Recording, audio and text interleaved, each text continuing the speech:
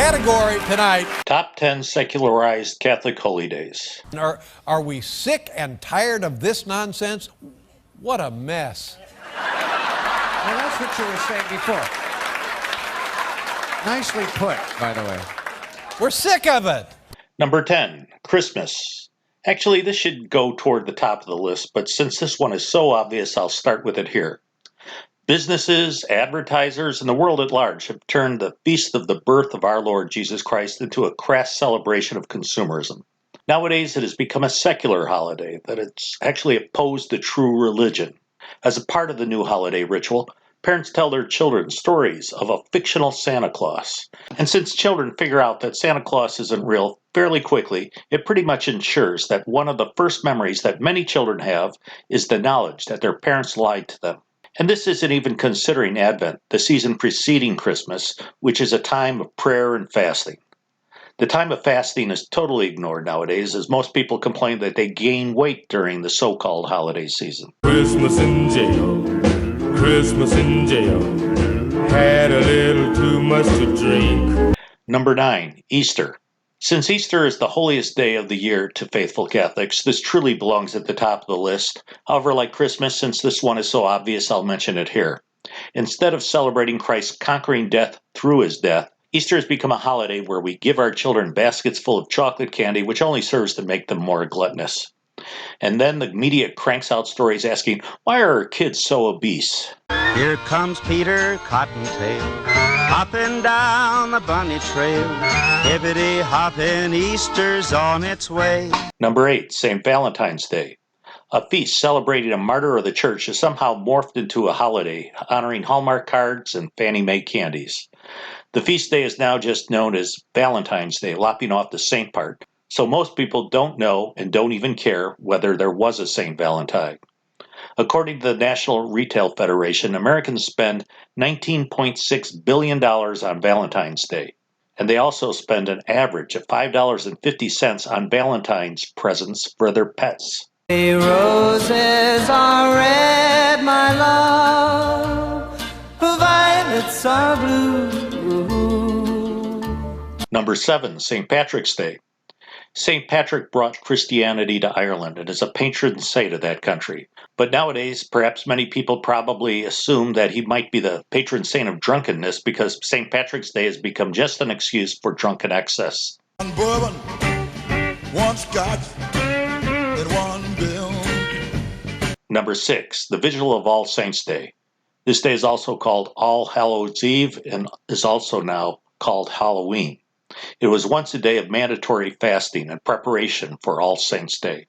And now it's just another day where children are encouraged to become even more gluttonous by consuming huge, vast supplies of candy. And the worst thing about the way the world is treating the Vigil of All Saints' Day is that it's increasingly taking on satanic implications. Have you noticed that the yard decorations for Halloween have become increasingly gruesome each and every year as people keep trying to push it to the limit?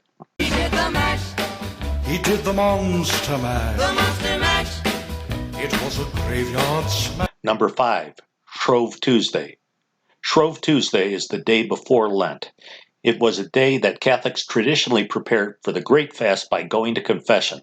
Certainly, many people would blow off some steam on that day, knowing that for the next 40 days they'd be experiencing a caloric deficit and performing penances. But somehow that has morphed into the modern version of Fat Tuesday, which is still another excuse for drunken excess.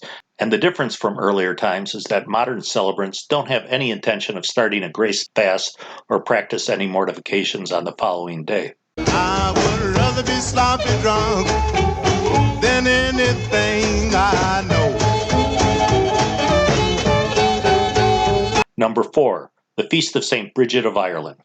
It's February 1st, and along with St. Patrick, St. Bridget is the patron saint of Ireland. She was a nun who set up convents and schools in Ireland, and God worked many miracles through her. Her feast day coincides with the festival that was long forgotten after the conversion of Ireland.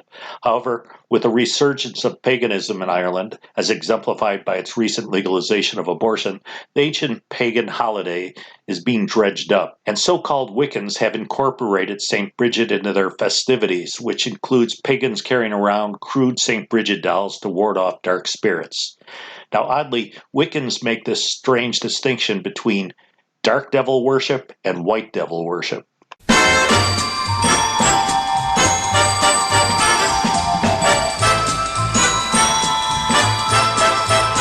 Number 3, Candlemas. Candlemas is an important day in the liturgical calendar. It commemorates the purification of the Blessed Mother, as well as the presentation of our Lord in the temple. And it's celebrated February 2nd, the day right after St. Bridget's Day. When the so-called Protestant reformers seized control over parts of Germany, they tried to abolish Candlemas. However, Candlemas continued to be celebrated by the common people of Germany, who still cleaved to their holy days. In an attempt to suppress and wipe out things that were good and profitable, the so-called Protestant reformers tried to replace this holy day with something else. They introduced the predecessor of Groundhog's Day, February 2nd. Instead of using a groundhog, though, the Protestants initially used badgers, but after so many people were getting scratched up from the badgers, they switched to groundhogs. I got you, babe. I got you, babe. Number 2, Sundays. Sundays are the Lord's Day. We're obligated to assist at Holy Mass and to avoid servile work. But nowadays, Sundays are just another day, and they're only distinguished from the rest of the week because some, though not all, people have the day off from work. Nowadays, only 88.2 million American adults attend weekly church services. And though Americans no longer have time to keep the Lord's Day holy, they still have plenty of time to watch football games.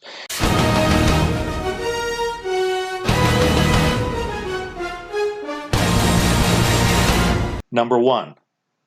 Well, please help me finish this list. Please post your suggestions down below. Thank you for watching this video. We'll be back again in about a week with another one, but in the meantime, please check out my Facebook page, which is also linked down below. Every day I post additional content that you won't find on this YouTube channel, and please pray for the church.